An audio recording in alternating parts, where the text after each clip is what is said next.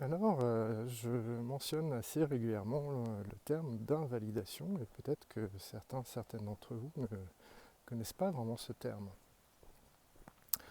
Donc l'invalidation, ça consiste en gros à ce qu'une personne dise à l'autre ou exprime directement ou indirectement que son émotion prend beaucoup de place, ne devrait pas être là, ne devrait pas exister, ou ça ne devrait pas être cette émotion-là, ou bien c'est trop intense, ou ça dure trop longtemps.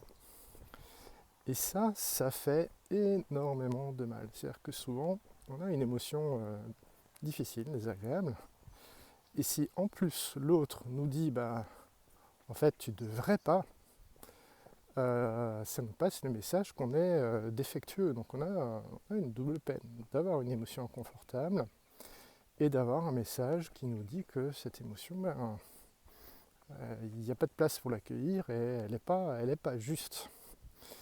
Et donc on a assez souvent l'exemple quand des personnes souffrent d'un épisode dépressif caractérisé, donc vraiment la dépression, sens clinique du terme, et que les proches démunis disent mais je comprends pas pourquoi tu es triste, t'as tout pour être heureuse, t'as une maison, t'as ceci, t'as cela, et en plus regarde, il fait beau.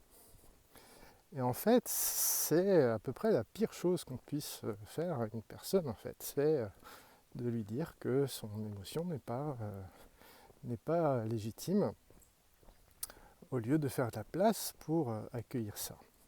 Et évidemment, des fois, lorsqu'on est en position d'aidant, on n'a pas les ressources pour faire de la place à l'émotion de l'autre. Mais dans ce cas, vaut mieux le dire. Dire, ok, je vois ta douleur là, et en même temps, je sens que j'ai pas la place ou les ressources pour accueillir ça là maintenant. Est-ce que y a quelqu'un d'autre, on pourrait penser à quelqu'un d'autre pour que tu aies de l'aide et du soutien. Et j'avais vu sur internet une image assez pertinente où c'était deux sœurs, l'une qui était en dépression, et donc justement l'autre sœur qui lui disait mais pourquoi t'es triste, la vie est belle. Et l'autre qui lui répond du tac au tac mais pourquoi t'es asthmatique, il y a tellement d'air dans cette pièce. Et oui. Et alors évidemment, on a rarement de la répartie comme ça lorsqu'on va mal, mais ça montre bien la difficulté des fois à ce que des personnes prennent au sérieux les phénomènes psychiques en général et les émotions en particulier.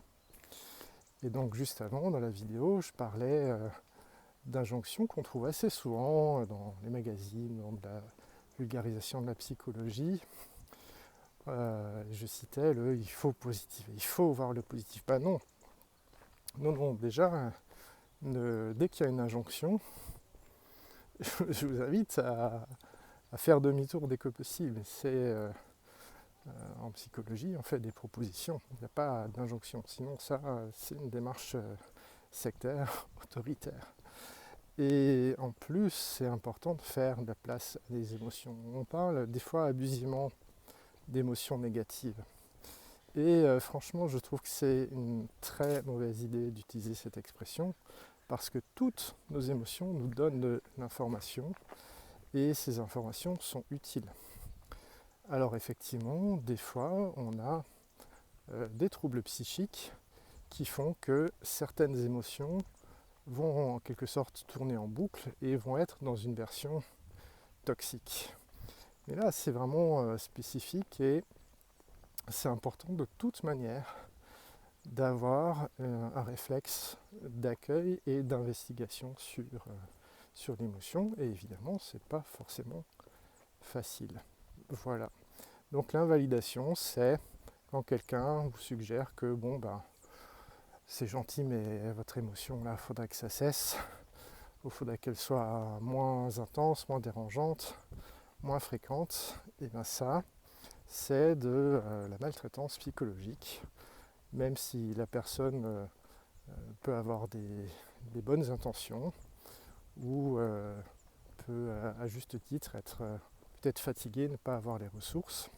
En tout cas, ça n'aide pas d'invalider, et c'est important pour vous d'arriver à détecter quand on vous passe le message, implicite ou explicite, que vos émotions ne sont pas les bienvenues. Et je vous invite à le signaler à la personne que c'est pas une attitude aidante. Et si elle n'entend pas, je vous invite à prendre de la distance avec la ou les personnes.